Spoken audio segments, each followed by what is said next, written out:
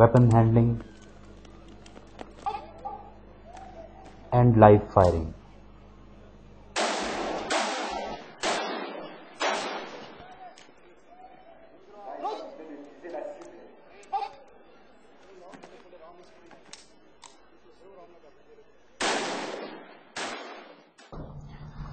I am commanding 10th Military Region for the last 4 months. This province is one of the most troubled out of the 11 provinces of DRC. Pakistan contingent, being one of the most professional army, has worked in close collaboration with FARDC during their tenure as peacekeepers in South Kivu. They collaborated in each and every field, including training of FARDC officers and soldiers at Camp Sayo and giving logistical support to the FARDC. I praise General Shujaat Ali Khan, who sincerely worked in close collaboration with us and tried to help us in ensuring peace and stability in the Great Lakes region. To end the Each Cadre, a colorful ceremony was organized including prize distribution. This induced pride and zeal in the trainees of FARDC.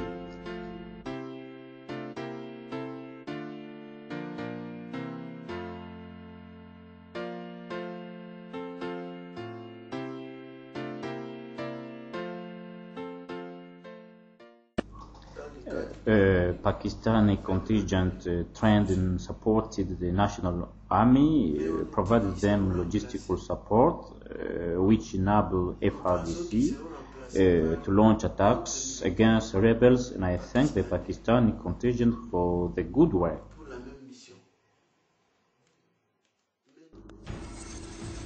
For the first time in MONUC, the trained troops of FARDC were employed in joint operations against FDLR. The results were encouraging. The troops proved to be comparatively better disciplined, robust, and more eager to fight out the FDLR. The logistical support provided by South Kivu Brigade also played a major role in motivating them.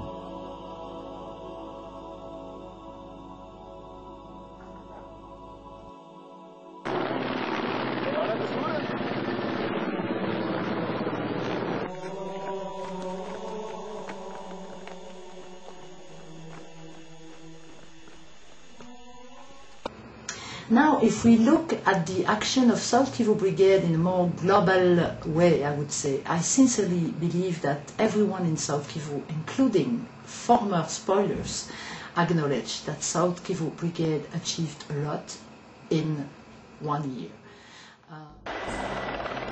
South Kivu Brigade launched a number of aggressive and defensive peacekeeping operations to provide secure environments in the province. The operations were conducted with the intimate support of Indian Aviation Contingent and Guatemalan Special Forces. Area of South Kivu, less the major communication centers, were under effective control of these rebel groups. So when we launched operation to the area, we went with the process of gradual induction of the troops.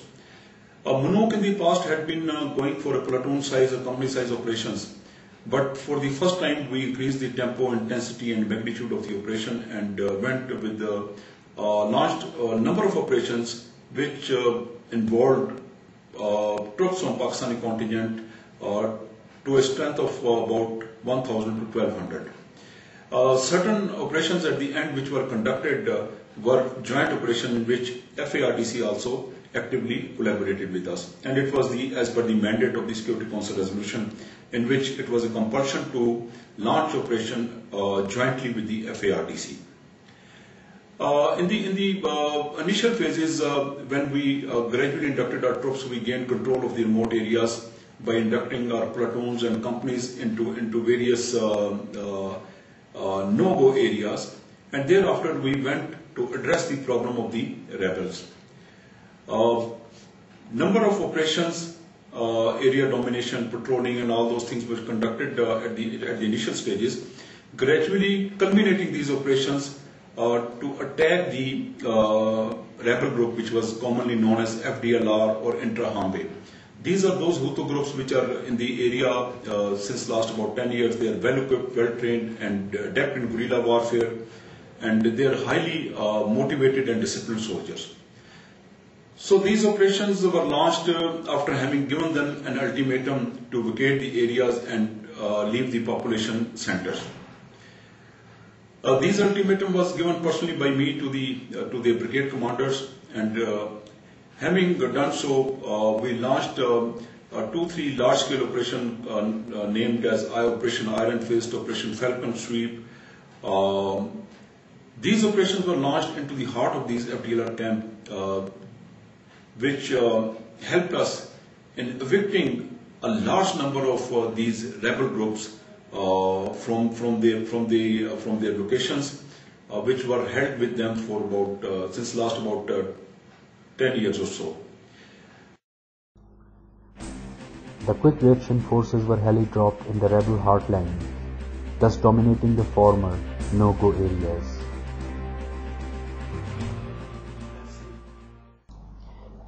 The security situation in Walungu territory started improving after the deployment of Pakistani troops in the area and with the operations conducted by them.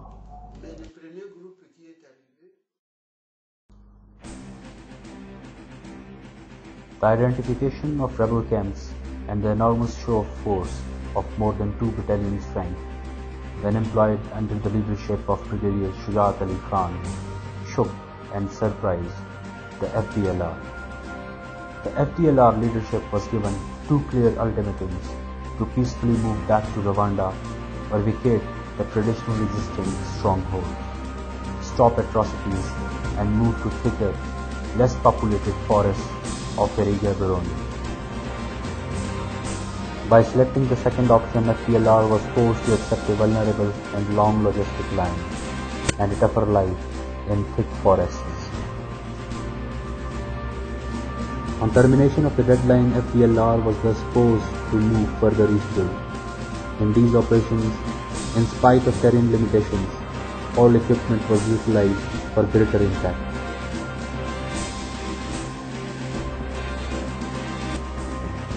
The huts of FDLR were burned and camps dismantled in the areas of Miranda, Gabona, Ehembe and Bitara. The operations were witnessed by the international and national media, giving wide publicity to the MONUC operations against FDLR.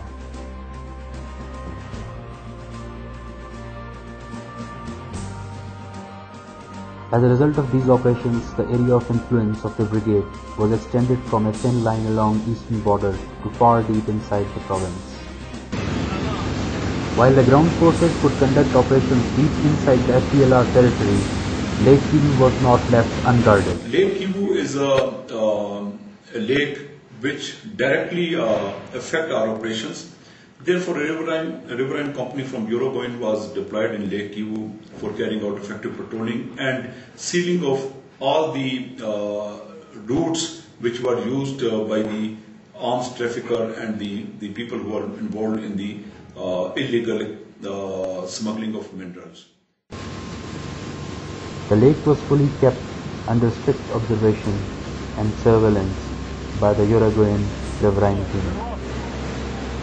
Operation Lake Watch was designed to check illegal smuggling of minerals, arms trafficking, and infiltration of negative elements.